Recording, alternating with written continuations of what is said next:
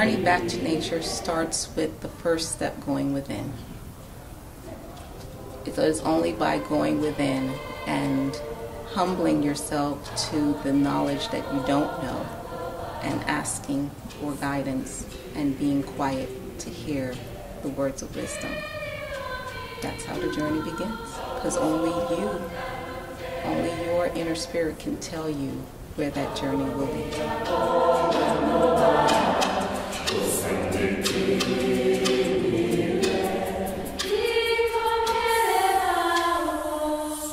The scalp is alive, so you definitely want to make sure that you are feeding your scalp, you are nurturing your scalp, as well as just taking care of it and knowing how to take care of it. And that's the most important thing here, knowing how to take care of it, the know-how.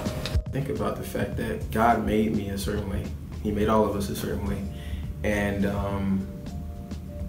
when I get a haircut, or when I get my little clean shave going, in a certain way, that qualifies as me saying that I don't like the way the hair that you gave me grows out of my body, so I'm just gonna change it. One of the greatest ways to allow your natural hair to grow is using everyday products provided by nature. I cannot stress enough of how important it is to use natural products, because when you use unnatural products, it makes your hair brittle. It dries your hair out, because these are not things that are feeding your hair. You need something that's going to feed your hair, that's going to feed your scalp. Scalp food, hair food, and the only thing that is food for us is things that are natural and that are not processed. It's important to embrace your natural hair because it's free, versatile, and naturally you. Being natural just makes you grit your teeth and figure it out. Figure out what products work, figure out what hairstyles work, figure out, how to get a certain style. So you just have to figure it out, and that's what I feel like the best part about being. I'm still learning. It's still a process. I know the struggle now. You always hear young ladies talking about my natural hairs. It's a lot. And I there was no way for me to understand that because I didn't have to deal with it. But now, taking care of it and making sure it's moisturized and all of that stuff, it's a process. And now I can appreciate it more because I understand. You definitely want to know why you're going natural, and not just because some celebrity has done it, or somebody that that you hold high in popularity, it has done it. But you want to make sure that you are looking at your scalp and looking at the root of your hair to see, okay, well, this is healthy for my hair. This is what I need for my hair to grow, to be thicker, to be fuller. This curl pattern I didn't know about was, just hiding underneath my ignorance. And that's where I was like, you know what? At that point, I was like, wow, it's like this little ugly thing that I had going on, because I was waiting, because I had made a decision that I was gonna wait to see what God had, in this particular situation. He actually, gave me something. Well, he didn't, it ended up being something beautiful. It was beautiful when I didn't know what was going on at the same time, but this was actually something, all I had to do was wait for his will to manifest in my hair and in the way my hair grows and the way, the way it does what it does, and it ended up being something extremely beautiful. Truth is, most of the food that is prepared for the public, for public consumption, corporate level, is in fact quite unnatural. Unfortunately, in today's society, we consume what's called a standard American diet, which is highly processed and highly unnatural, and therefore very, very toxic to our system. Our system doesn't know how to respond to or how to process the things that we consume and we label as food. Have you ever noticed that 60% of most grocery stores are filled with aisles of processed foods compared to the 40% of fresh produce? So energy cannot be created or destroyed, it can only be transformed. And so food is about the transformation of energy from one form into another form that we then get to use. Food is vital because it allows our bodies to repair itself from the inside out. You always want to consume a food as close to the original form in which it was created. So for instance, if we are going to eat vegetables, we want to eat vegetables that are raw. We want to eat vegetables that are locally sourced and preferably organic, preferably grown without any kind of pesticides, and preferably non-GMO. Americans consume 31% more packaged food than fresh food. Sadly enough, as a society, we've traded what nature provided for us with cheap, processed chemicals. But you would have done better just to get the food fresh live and just eat it like it was.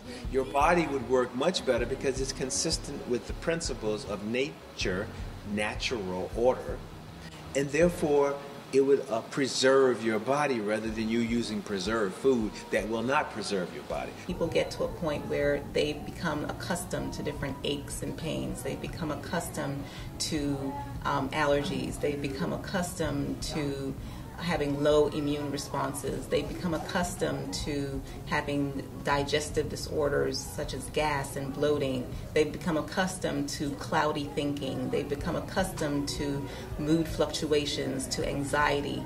And instead of looking at the root of why these things are occurring, we live in a society where we just simply smack a Band-Aid on it. So we'll take a pill for everything under the sun to deal with the symptoms as opposed to going to the roots. You'll notice how these things run together.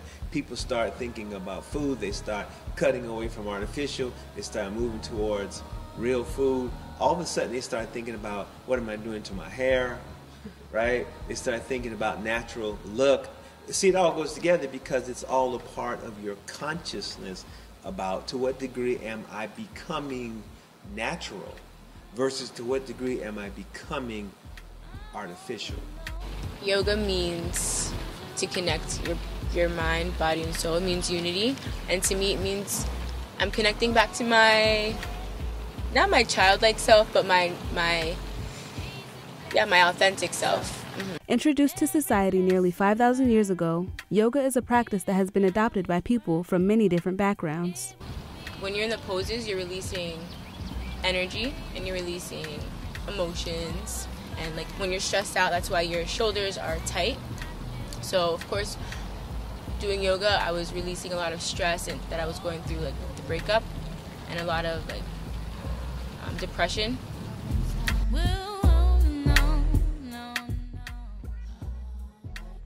I would feel relieved after, and I would feel back to like normal, like, without all this stuff. Yoga allows you to use your limbs as an expressive art form. So when I'm doing yoga and I'm flowing and I'm holding these hard poses, it's hard, but you're getting through it. It's hard, but you're getting through it, and that's kind of like with everything in life. And so when I'm not doing anything, when I'm like, I'm lazy, I'm letting it beat me, that's like everything, and my whole day is wrong, or, I wanted to practice yoga because I felt like I just wanted to be a little more disciplined as in my self-care, because I care about myself. And the practice of yoga is very honest, it requires me to be honest with myself, and naturally I become more honest with people in my interactions in my daily life. It's a practice of being honest and accepting yourself and being aware of yourself, all of your limbs, your movement, your breathing, your breath, how everything just connects. You've only got one chance, yes. So come on. I study a little more now. I have more of a regimen in my routine in my daily life that's more productive, I can say, instead of just being idle sometimes. Mm-hmm. Sometimes we can get idle and don't really be creating, not being productive. And I think yoga has really instilled a discipline in me for myself to be more productive and care for myself. We do this shocking thing when they come into the world. We just snatch them out. We cut their cord, they take your baby, if you let them, they give your baby shots, they put vitamin drops in your baby's eyes, they do all this stuff, and then it's like they tell you it's normal for your baby to lose weight before you leave the hospital. Breastfeeding is an essential practice in the process of raising a healthy human being. Why give my child anything else from outside of me if she's been inside of me for those 9 months. So since I carried her for 9 months, I'm pretty sure that the milk that I'm going to provide for her from me is going to be the best for her instead of something that's been man-made. So when I was pregnant, I was doing all this research, you know, breastfeeding versus formula, vaccinations versus not, circumcision versus not, and I was just like, you know, what am I going to do? And I knew that breastfeeding, based off of my research, was one of the most important things to do, because versus formula, I mean, formula is called formula, you know what I'm saying? On top of baby formula being expensive, the main ingredient is sugar. Consuming fructose is very similar to alcohol on a chronic basis. Well, the first benefit, you know, just without even speaking on the nutritional benefits, is the bond. Having that bond with your daughter or your son, being able to really grow that bond through breastfeeding is very vital, very important for the relationship, as well as having these different vitamins, having this, you know, different nutritional enzymes, the things that the breast produce for the child. It's just not you putting milk into them, but as they're breastfeeding directly on you, their spit is actually communicating with your body. So their spit goes into your nipple, and that's how they say, sometimes if you look at someone's breast milk, if they pump and their baby's like normal, fine, it looks a certain way. And then if their baby gets sick and they pump, it looks different.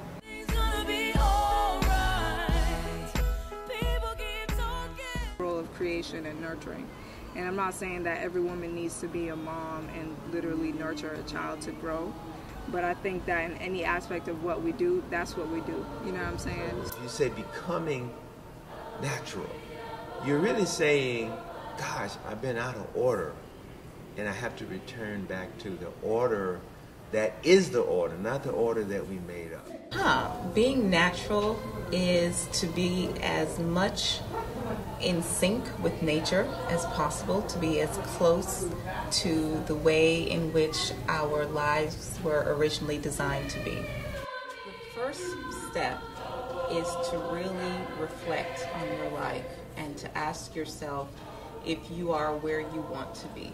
And if you feel that it's all good, hey, what can I say? But if you can pinpoint an area or different areas of your life that you feel that there are obstructions that are holding you back from being able to manifest the health and prosperity that you desire, then that is where you start to do some detective work.